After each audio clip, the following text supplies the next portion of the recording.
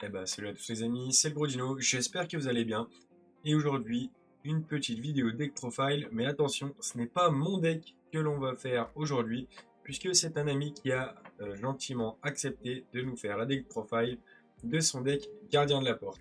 Sur ce, je vous laisse avec lui, allez, on y va.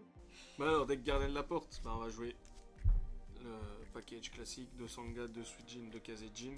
Parce qu'à 2 c'est bien, 3 c'est trop, ça brique, c'est de la merde.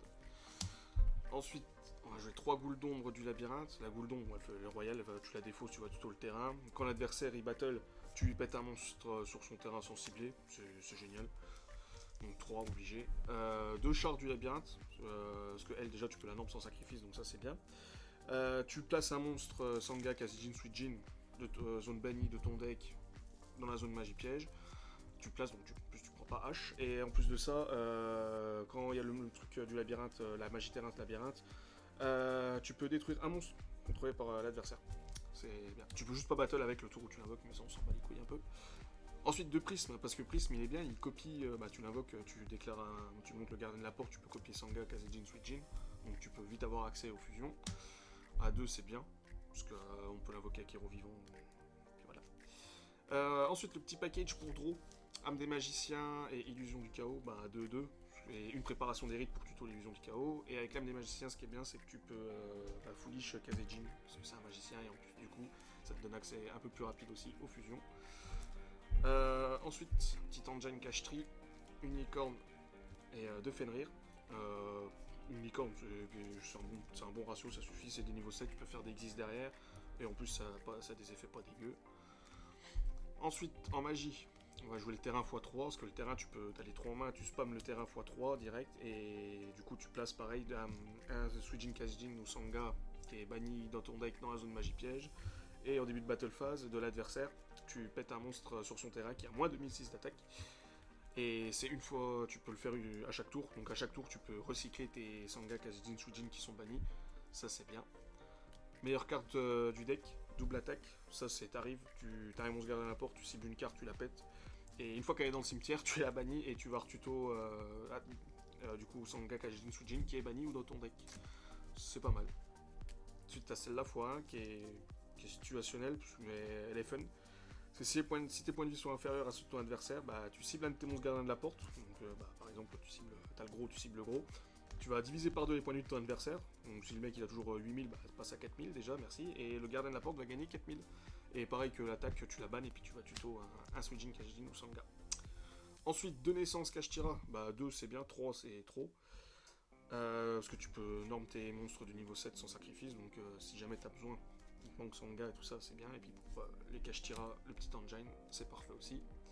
2 héros vivants, bon, ça conflicte un peu avec les Kashtira, mais en vrai, c'est pas trop grave parce que même si elle te fait chier et que t'as moyen d'avoir un des magiciens, bah du coup tu la costes et puis pour draw 2. Mais sinon, bah pareil, tu peux t'invoques prisme et puis tu peux faire les fusions derrière. Déploiement fusion, cette carte elle est trop bien. C'est tu révèles un monstre fusion, tu spais un des matos. Le seul truc qui est chiant, c'est que t'es lock en fusion parce que le reste du tour, tu peux pas faire de link de exis. Mais c'est free pour les fusions gardiens. La préparation des rites, du coup. La terraforma, comme ça te fait 4 tutos de terrain, donc c'est royal. Une gouttelette de Dark Cooler. À voir si je mettrais pas une deuxième gouttelette. Après, le deck, je vais plus aller chercher en go second, parce que j'ai vu qu'en go first, ça peut faire des trucs, mais c'est plus rentable en go second, surtout à l'heure actuelle. Tu clean les boards avec Dark Cooler, bah, et puis t'es free derrière. Voilà, et puis go second aussi pour ça, le plumeau et puis les cyclones. Pas d'orage, parce qu'orage maintenant les gens tournent les jouent toujours. Puis c'est chiant. 2 pots de prospect. Alors moi les gens ils jouent la carte des étoiles là. Celle-ci. Hop. Tu bannes 1, tu draw 2, mais tu bannes, c'est chiant, du coup tu peux plus faire tes fusions derrière, alors que prospect, bah tu vas ban ton extra, du coup ton extra tu sais que t'as besoin que des gardiens, tu révèles 6 et là t'ajoutes la carte qui te manque. C'est beaucoup mieux, moi je trouve plus sympa. Et en piège, on a 2 proies de Jirai Kumo. Ça c'est bien. Après les adversaires que j'ai eu aujourd'hui, j'ai l'impression qu'ils jouent autour parce que tu l'as 7 et tu vas péter le monstre qui est dans la même colonne quand tu vas l'activer. Donc ça peut être sympa si l'adversaire fait pas gaffe, mais si l'adversaire fait gaffe, c'est chiant. Et puis les 2 imperm, parce que c'est gratos les 2 imperm.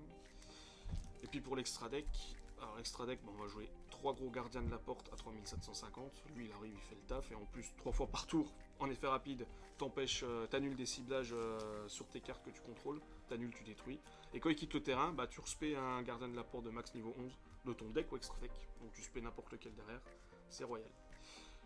Lui en x2, bah de toute façon tous les autres je les joue en x2 en vrai. Hein. Celui qui tuto la magie, une magie piège gardien de la porte, enfin qui liste Suijin Kajin Sanga. Lui qui négate l'attaque en réponse à une chaîne, et lui qui négate max de. Ça c'est 2 fois par tour, qui négate magie piège en effet rapide, c'est trop bien. Du coup, bah... Ensuite en link, bah, on a le petit Anima qui fait le taf avec l'âme des magiciens, tu voles un monstre et puis voilà, surtout les access. Le mouton de croix, après avoir peut-être le remplacé par des autres exis comme le mouton de croix, j'ai pas eu l'occasion trop de le jouer, et en fin de compte après derrière tu peux juste reborn prisme, donc c'est pas trop intéressant, je verrai par la suite pour le changer. Bah Kuribo pareil pour se débarrasser d'âme des magiciens, et puis Kuribo bah, on fait le taf. Phoenix pour péter une MP qui peut faire chier si on n'a pas cyclone ou autre, donc pareil c'est bien. Le numéro 89 Diablosis le pirate, et le numéro 11, Gros Oeil qui, pareil, qui prend le contrôle d'un monstre en détachant de niveau 7. Ils sont tous niveau 7, les gros. Et lui, pareil, qui détache un, qui banane l'extra un dessus du deck, puis qui fait des autres petits trucs bien sympathiques. Voilà. Mais à voir pour l'extra deck à changer pour la suite. Bon les gars, la deck profile est maintenant terminée en espérant que cette petite decklist vous ait plu. Sur ce, je vous dis à la prochaine. Pensez à vous abonner. Allez, ciao!